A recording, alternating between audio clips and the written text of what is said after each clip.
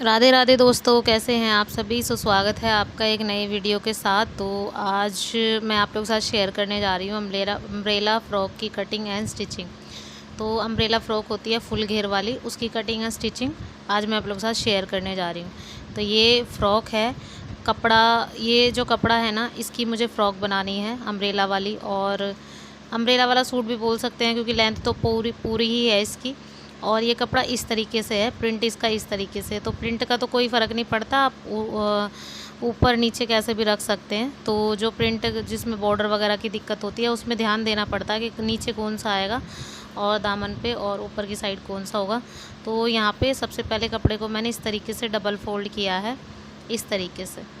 और ये कपड़ा है ना, करीब 2.5-3 मीटर कपड़ा था ये, और 3 से थोड़ा कम था और 2.5 से थोड़ा ज़्यादा, 2.25 करीब होगा ये कपड़ा, इतना था ये। तो अब मैं इसको ट्रायंगल शेप में फ़ोल्ड करूँगी इस तरीके से, जैसे कि सर्कल प्लाज़ो काटते हैं और उसी तरीके से सर्कल वाली फ़्रॉक काटनी है। तो हमें घेर चाहिए, तो मैं इस तरीके से इसको यहाँ पे फ़ोल्ड कर दूँगी इस तरीके से। तो देखिए अब मैंने इसको 4 फोल्ड कर दिया है और एक इसका कॉर्नर ऊपर की तरफ रख दिया है। नीचे की तरफ से मुझे चाहिए इसका घेर, और लेंथ इसकी रखने वाली हूँ मैं पूरी, मतलब जितनी भी पूरी आने वाली है इसकी लेंथ करीब 38 आई है, और 38 लेंथ में पूरी रखने वाली हूँ। तो पहले इसको इस तरीके से मैं घुमा लेती हूँ। सबसे पहले मुझे कमर वगैरह का निशान लगाना है यहाँ पे। तो जिस साइड से कपड़ा फोल्ड किया है ना, उसी साइड से सबसे पहले हम तीरे का निशान लगाएंगे। अब यहाँ पे तीरा हमें लेना है 5 इंच का, और 5 इंच का तीरा या तो 11 से 12 साल तक के बच्चों के बीच में लिया जाता है, या फिर उससे ज़्यादा भी जो भी होते हैं जैसे 13-14, उनसे आगे तो फिर वही है 6 ले सकते हैं हम। तो यहाँ पे 12 साल की बच्ची है, उसका लगाना है मुझे निशान। तो यहाँ पे मैं 5 ले रही हूँ, और 5 के बाद जो मुड्ढे हैं वो ले रही हूँ मैं 5.5। तो आप जो है ना, अगर आपको 6 लेना है तो हल्का सा नीचे से कर लीजिए, जहाँ से 6 आ रहा हो वहाँ से। तो यहाँ से मैंने इस तरीके से 5.5 लिए थे मुड्ढे, और यहाँ से अब मैं लगाऊंगी ब्रेस्ट का निशान। फिर एक बार जो है ना हम लगा लेंगे यहाँ पे कमर का निशान। तो जहाँ हमारी कमर आ रही है ना, वहाँ से कमर मैंने ऊपर तीरे से और 12 इंच पे कमर ली है। जैसा कि मैंने आपको बताया कि 12 इंच की बच्ची है और कमर जो है ना उसकी करीब 26 इंच है, तो मैंने उस हिसाब से ले लिया है। आप अपने हिसाब से कमर और ब्रेस्ट ले लीजिए। तो यहाँ पे अब मैं लेंथ मेज़र करूँगी। तो लेंथ मुझे चाहिए करीब, इसकी जितनी भी पूरी लेंथ आ रही थी ना 38 आ रही थी इसकी लेंथ। तो जहाँ से तीरे का निशान लगाया वहाँ से 38 मुझे लेनी है। तो सबसे पहले मैंने साइड वाले घेरे पे मतलब मेज़र किया था।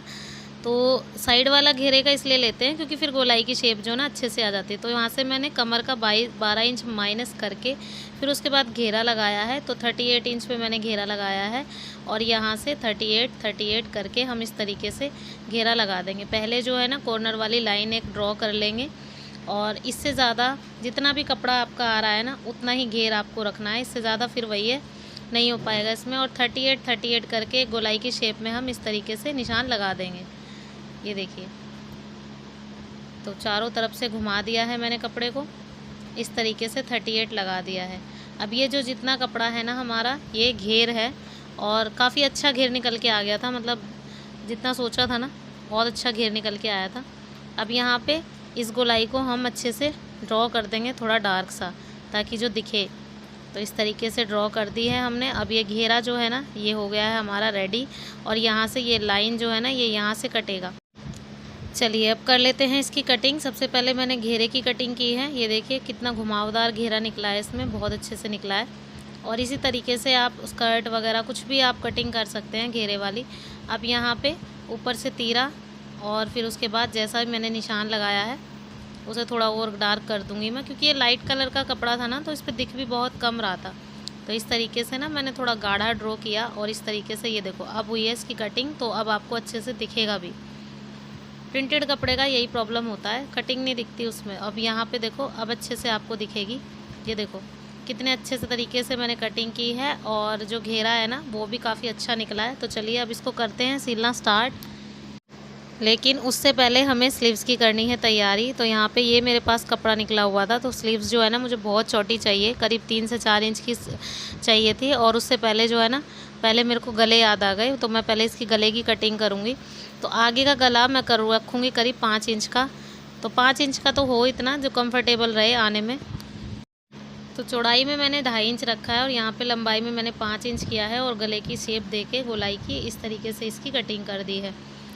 तो इस पे मैं कपड़े से मतलब उरे पट्टी से इसको तैयार करूँगी। ये देखिए इस तरीके से आया गला अब अच्छे से और काफ़ी अच्छी गोल शेप आई है। अब जो बैक वाला पार्ट है ना उसको हम कटिंग करेंगे तभी जब मैं इसकी चैन वगैरह लगाऊँगी, क्योंकि मुझे पीछे लगानी है इसकी चैन।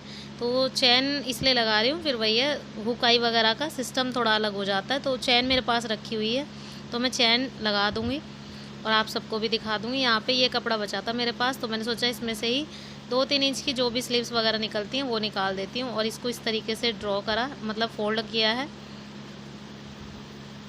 इस तरीके से 4 फोल्ड करने के बाद अब ये वाली बाजू मुझे निकालनी है। स्लीव्स आप चाहें तो बड़ी भी लगा सकते हैं, क्योंकि बड़ी स्लीव्स काफ़ी मतलब कभी आउट ऑफ फैशन नहीं होती हैं। पोनी स्लीव्स जो होती है ना वो हमेशा ट्रेंड में रहती हैं। और छोटी बाजू मैं इसलिए लगा रही हूँ क्योंकि मेरे पास कपड़ा था नहीं। आप चाहें तो पोनी बाजू भी लगा सकते हैं, काफ़ी अच्छी लगेंगी। अब यहाँ पे ये स्लीव्स रेडी हैं तो चलिए अब इसको करते हैं सिलना स्टार्ट। यहाँ पे जो बैक वाला पार्ट था ना उसकी भी मैंने कटिंग कर ली है। करीब 2 इंच की कटिंग मैंने इसकी कर ली है और इसको बीच में एक छोटा सा कट लगा दे रही हूँ। तो कट इसलिए लगा रही हूँ, मुझे इस पे लगानी है चैन। और चैन के लिए मैंने ये रेडी कर लिया था, पेस्टिंग है ये। और पेस्टिंग को इस तरीके से लंबाई में जितनी लंबी मेरी चैन है उस लंबे हिसाब से मैंने इसको कटिंग कर लिया और कपड़े पे पेस्ट भी कर लिया है इस तरीके से। अब जो साइड वाला कपड़ा है इसको फोल्ड कर देंगे इस तरीके से। इसको फोल्ड करने के बाद इसमें भी एक कट लगेगा बीच में और सेम एज जैसे हम गले अटैच करते हैं ना उसी तरीके से बिल्कुल ये भी अटैच होगा। और चैन वाला जो पार्ट है ना वो बहुत ज़्यादा इजी होता है, चैन बहुत अच्छे से लग जाती है। लेकिन देखने में सोचने में सब सोचते हैं कि बहुत टफ़ है, लेकिन टफ़ कुछ नहीं है। और बीच में मैंने इसमें भी हल्का सा एक कट लगा दिया जैसा कि मैंने बैक वाले पार्ट में सूट में लगाया हुआ है। तो इसी कट के ऊपर मैं इसको रखूँगी इस तरीके से। तो यहाँ पे इस तरीके से मैं इसको रखूँगी और साइड में चारों तरफ से सिलाई लगा दूँगी एक इस तरीके से। तो मुझे ये थोड़ी ज़्यादा बड़ी लग रही थी तो मैंने इसको थोड़ा सा कम कर दिया हल्का सा। आप चाहें अपने हिसाब से कितनी भी लगा सकते हैं। यहाँ से इस तरीके से अंदर से एक सिलाई लगाएंगे, चारों तरफ से सिलाई लगाने के बाद अंदर का कपड़ा कर देंगे हम कट।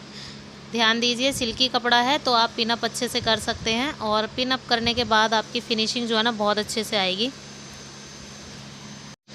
चारों तरफ से लगा देंगे सिलाई इस तरीके से। यहाँ से अब इसकी सिलाई लग गई है तो मैं अब अंदर से इसको कट कर दूंगी इस तरीके से। तो हल्के हल्के से 2 कट लगा दूंगी। तो सीज़र से लग नहीं पा रहे थे तो मैंने सोचा कि कटर से लगा देती हूँ, क्योंकि सीज़र जो है ना आजकल चल नहीं पा रही है ज़्यादा अच्छे से। सीज़र बहुत ज़्यादा दिक्कत कर रही है तो मेरे को है ना कट लगाने पड़े, हल्के से कॉर्नर के कट आपको लगाने पड़ेंगे, अदरवाइज़ ये फोल्ड नहीं होगा अंदर को। तो कट लगाने के बाद ही फोल्ड हो पाता है इस तरीके से। अब यहाँ पे ये देखिए ये फोल्ड हो गया अच्छे से। तो बस अब इसके अंदर यहाँ पे रख के साइड में हम इसको चैन को लगा देंगे। पहले एक रफ सिलाई लगा दे रहे हैं क्योंकि होगी इस पर तुरपाई, लेकिन इसको अंदर बिठाने के लिए ना एक रफ सिलाई हम लगा देंगे। तो रफ सिलाई से ये अच्छे से फिक्स हो जाएगा, फिर हम ईज़िली चैन लगा पाएंगे। बस इतना मेज़र होता है कि चैन में ना बस यही आपको अटैच करना है बुकरम वगैरह। ये सबसे सिंपल तरीका है और इस तरीके से सिंपल तरीके से आप चैन लगाएंगे ना तो आपको बिल्कुल भी टफ़ नहीं लगेगी, बहुत इजी चैन लग जाएगी। मैं हमेशा जब भी लगाती हूँ चैन इसी तरीके से लगाती हूँ। बाकी और किसी का तरीका आप अपना ज़रूर बताइए किस तरीके से लगाती हूँ। अब यहाँ पे चैन को रखेंगे इस तरीके से और जहाँ तक आपको रखनी है चैन वहीं तक आपको रखिए। और बाकी अगर चैन ज़्यादा बड़ी है तो आप इसको ऊपर से काट भी सकते हैं। ऊपर से कट कर देंगे तो थोड़ी इसकी लंबाई कम हो जाएगी। तो यहाँ से साइड में रख के आप किनारे किनारे एक सिलाई लगा दीजिए इस तरीके से और चारों तरफ से घुमावदार तरीके से एक सिलाई लगा दीजिए और आपकी चैन जो है ना बहुत इजी तरीके से लग जाएगी। तो अब बारी आती है फ्रंट पार्ट की। तो फ्रंट पार्ट पे मैंने ये पट्टियाँ कुछ काट के रखी थी पहले से ही, इनको मैं जोड़ दूँगी और एक साथ जोड़ने के बाद फिर उरे पट्टी इसमें लगा दूँगी। तो गला जो है ना इजीली अटैच हो जाएगा इससे। और ये उरे पट्टी ना मैंने कट करके रखी थी, कंट्रास्ट का कपड़ा था तो मैंने रख ली थी और इस वाले कपड़े की तो लग ही नहीं पा रही थी, बहुत ज़्यादा दिक्कत करती है। तो सिल्की कपड़ा है ना इस वजह से। तो ये देखिए इस वाले कपड़े की बहुत ईजी तरीके से लग जाएगी। अब यहाँ पे उरे पट्टी लगाएंगे इस गले पे इस तरीके से। पट्टी लगा दी है और पट्टी को फ़ोल्ड भी कर दिया है। अब उसके बाद यहाँ पे बारी आती है स्लीव्स की, तो स्लीव्स को मैं पक्का ऐसे ही फ़ोल्ड कर दे रही हूँ। इसमें मुझे तुरपाई वगैरह कुछ नहीं चाहिए, तो मैं सीधी-सीधी स्लाइस पे एक लगा दे रही हूँ कवर करके, क्योंकि इस पे तुरपाई वगैरह की इतनी ज़रूरत है नहीं। अब यहाँ पे सेम इस तरीके से दूसरी स्लीव्स को भी मैं ऐसे ही अटैच कर दूँगी, इसको फ़ोल्ड कर दूँगी इसी तरीके से।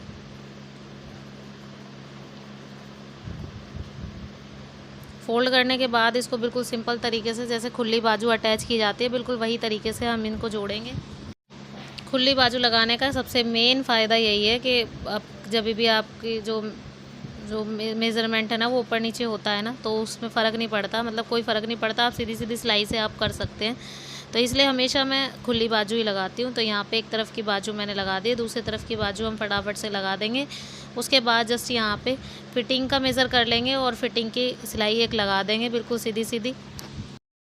तो जी स्लीव्स भी लग गई हैं। अब स्लीव्स की फ़िटिंग करेंगे, यहाँ पे निशान लगाएंगे जितनी हमें फ़िटिंग चाहिए, और जो भी हमारा मेज़रमेंट लगा हुआ है उसी में बिल्कुल सीधे-सीधे सिलाई लगा देंगे। कमर तक आपको फ़िटिंग रखनी है और उसके बाद आपको बिल्कुल किनारे-किनारे सिलाई ले जानी है। क्योंकि ये अम्ब्रेला फ्रॉक है तो बिल्कुल घेर वाला हमें पार्ट जो है ना अच्छे से चाहिए, तो इसलिए मैंने कमर तक अच्छे से फ़िटिंग कर ली है। उसके बाद यहाँ से नीचे की तरफ मैं बिल्कुल किनारे-किनारे सिलाई ले जाऊँगी और लास्ट तक सिलाई जो है ना किनारे तक ही ले जानी है मुझे, इस तरीके से। तो दोनों हिस्से आ गए हैं। अब दोनों हिस्सों को पकड़ के इस तरीके से यहाँ पे किनारे पे सिलाई लगा दी है। दूसरी तरफ भी सेम एज़ बिल्कुल मैंने सिलाई लगा दी है। तो यहाँ पे जो एक्स्ट्रा पार्ट है इसको कर देंगे हम कट,